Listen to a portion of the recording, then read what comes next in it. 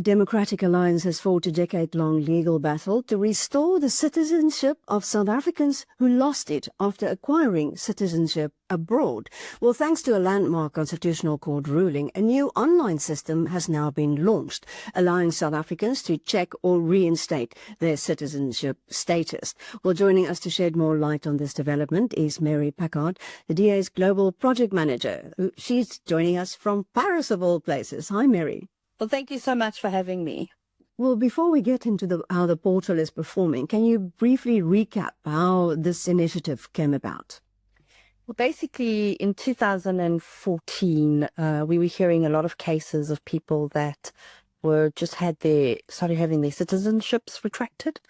And we're like, and the complaints were coming in, and we were really worried.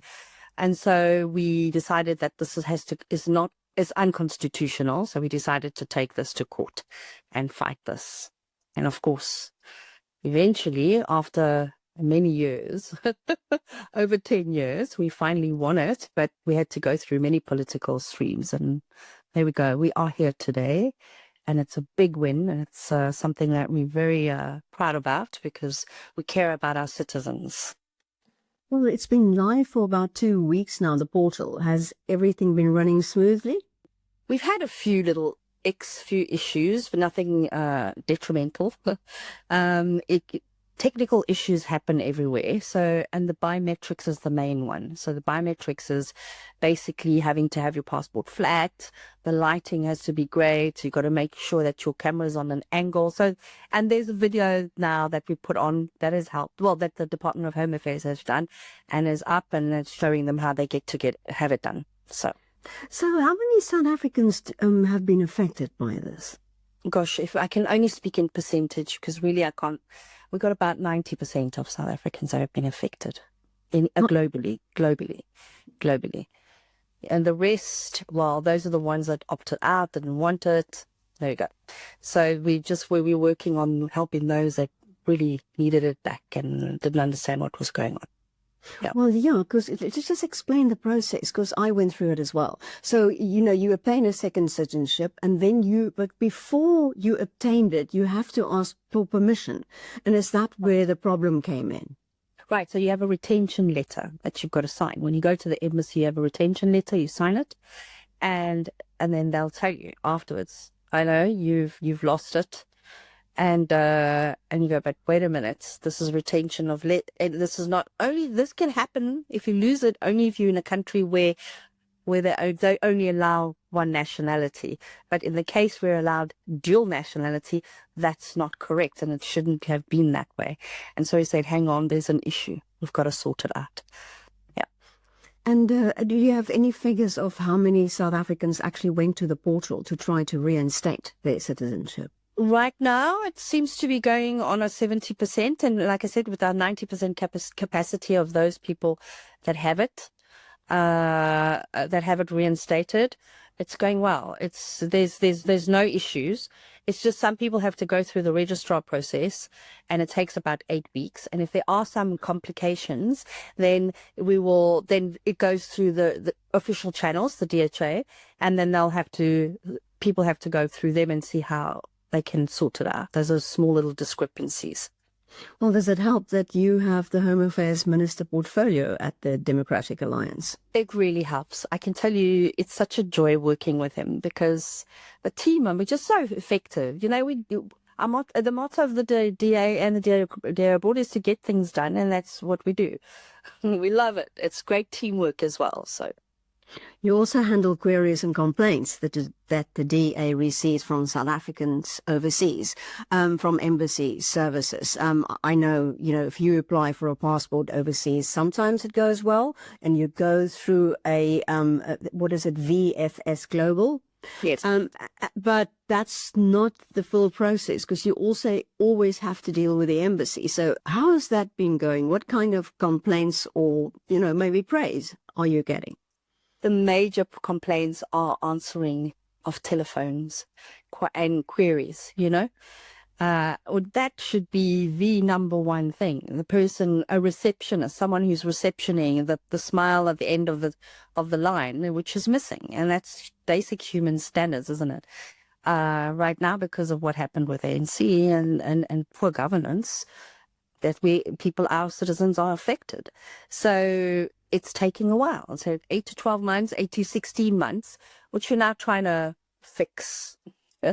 It's a job and we're trying to fix. And so people going, yeah, but it says a 5-week process for the VFS, and go, yes, in theory.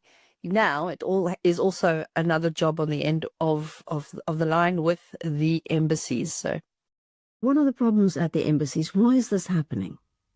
of course, you can see there's budget constraints. South Africa House has had the first issue, so that was complained about. In Belgium, and then The Hague. There's more coming up.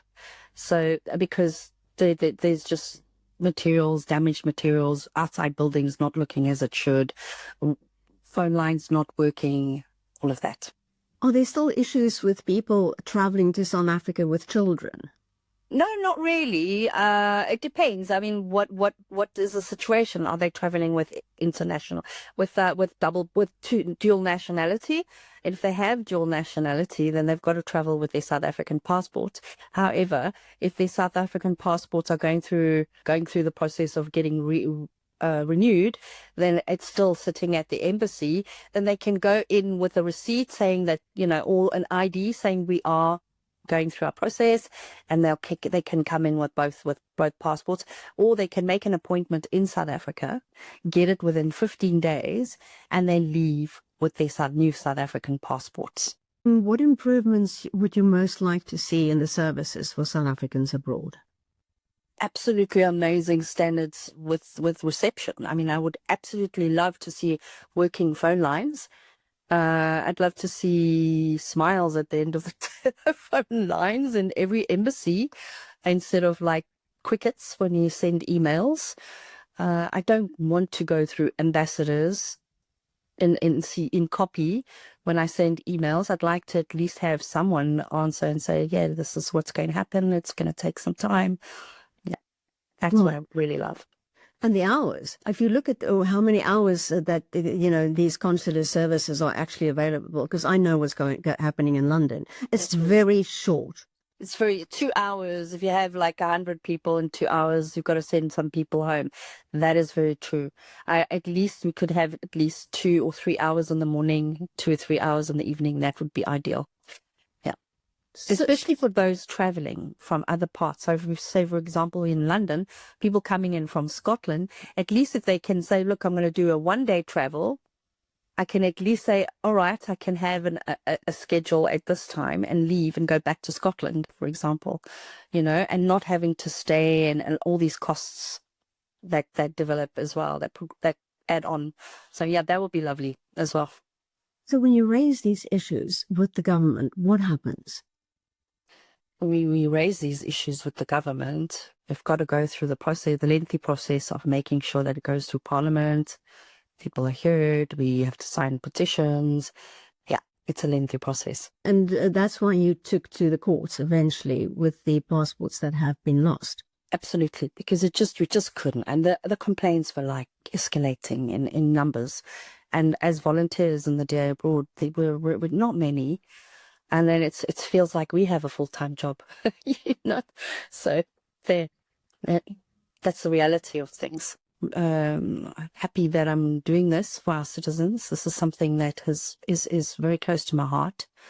Being part of the day abroad and being a volunteer is rewarding, and I'm doing the best I can to make it work for everybody. And I do want to ask all our citizens to just be kind to us. I get them.